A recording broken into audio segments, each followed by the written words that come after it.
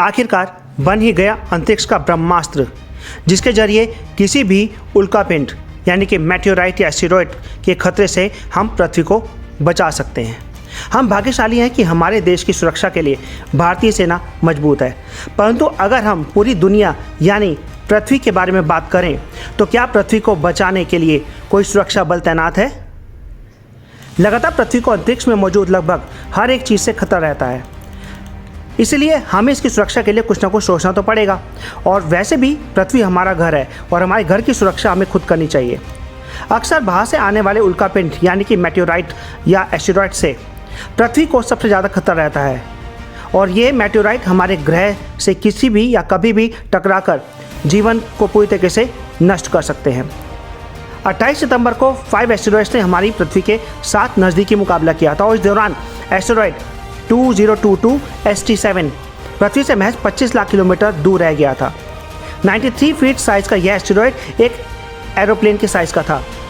हालांकि इसकी वजह से पृथ्वी को कोई नुकसान नहीं हुआ।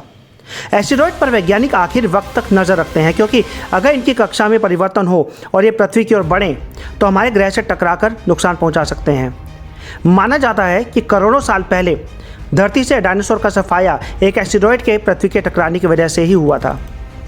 एस्टेरॉयड 2022 ST7 के अलावा पृथ्वी का सामना 4 और एस्टेरॉयड 2022 SZ10, 2022 SO4, 2022 SB11 और 2022 SP1 से भी हुआ था।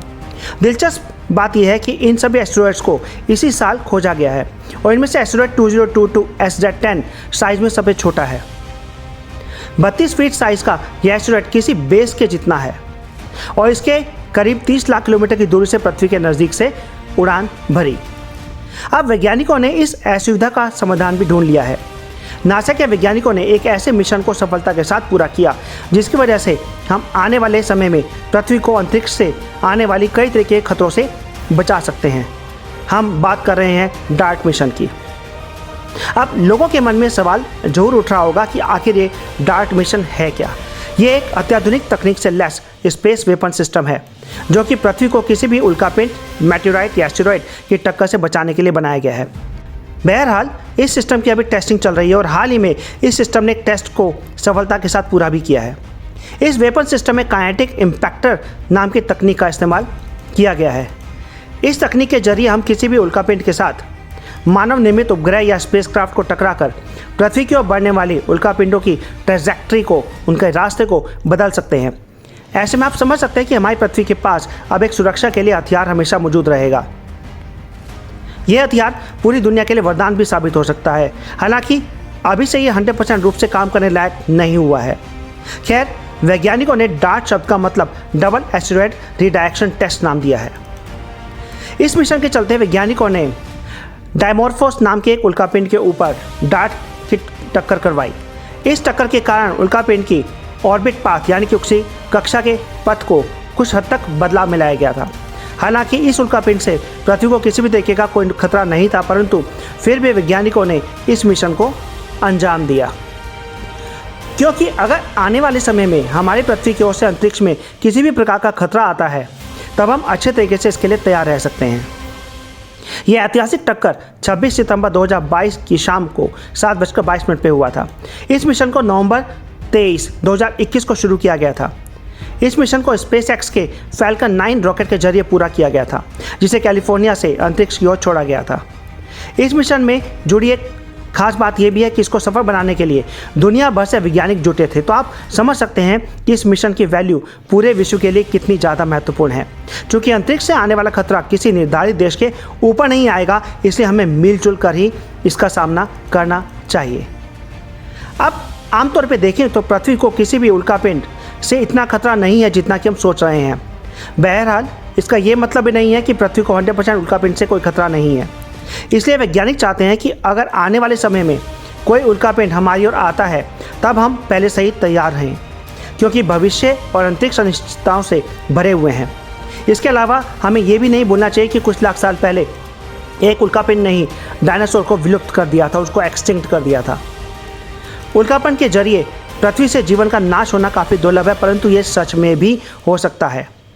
नासा लगातार 500 फीट से ज़्यादा चौड़े उल्कापिंडों को अंतरिक्ष में ट्रैक करता रहता है, जिनमें से लगभग 40% ऐसे उल्कापिंड हैं जो कि पृथ्वी के जरिए काफ़ी ज़्यादा खतरनाक हो सकते हैं। इसके अलावा नासा एक ऐसे टेलीस्कोप को भी विकसित कर रहा है जिससे हम बड़े ही सटीकता के साथ पृथ्वी के पास मौजूद खतरनाक उल्कापिंडों को देख सकते हैं। और वैसे कहा जा रहा है कि इस टेलीस्कोप को साल 2026 तक लॉन्च कर दिया जाएगा। वर्तमान की बात करें तो हम हर हफ्ते कई उल्कापिंडों को पृथ्वी के पास ट्रैक किया जाता है। अभी तक वैज्ञानिकों ने लगभग 19,000 से ज़्यादा उल्कापिंडों को पृथ्वी के पास ट्रैक कर लिया है। इन्हीं 19,000 उल्कापिंडों में से कोई भी एक उल्कापिंड पृथ्वी के लिए खतरा साबित हो सकता है। इस मिशन के दौरान नासा का डार्ट प्रोब उल्कापिंड से लगभग 6.6 किलोमीटर पर सेकंड की रफ्तार से टकराया था। ये रफ्तार कोई मामूली रफ्तार नहीं है। इतनी रफ्तार से टक्कर होने के कारण ही उल्कापिंड के ऑर्बिटल पाथ में बदलाव लाया जा सका था। हालांकि ये डार्ट प्रोब आकार में 1.2 बाई 1.3 बाई 1.3 मीटर से भी काफ़ी छोटा है। ये हमारे घरों में इस्तेमाल होने वाले फ्रिज जितना ही बड़ा है, परंतु ये अपने आकार से लगभग हज़ारों गुना बड़े उल्कापिंड के ऑर्बिटल पाथ को बदलने की क्षमता रखता है। वैसे इस मिशन के बारे में और भी ज़्यादा जानकारी जुटाने के लिए वैज्ञानिक 2024 में और एक मिशन को अंजाम देने जा रहे हैं। इस मिशन का नाम हेरा रखा जाने वाला है। हेरा एक स्पेसक्राफ्ट होगा जो कि उल्कापिंड के पास 2026 तक पहुंचकर डार्ट के द्वारा किए गए इम्पैक्ट का अंदाज़ा लगाएगा। डार्ट और हेरा दोनों ही मिशन काफ़ी अलग अलग हैं। Thank you.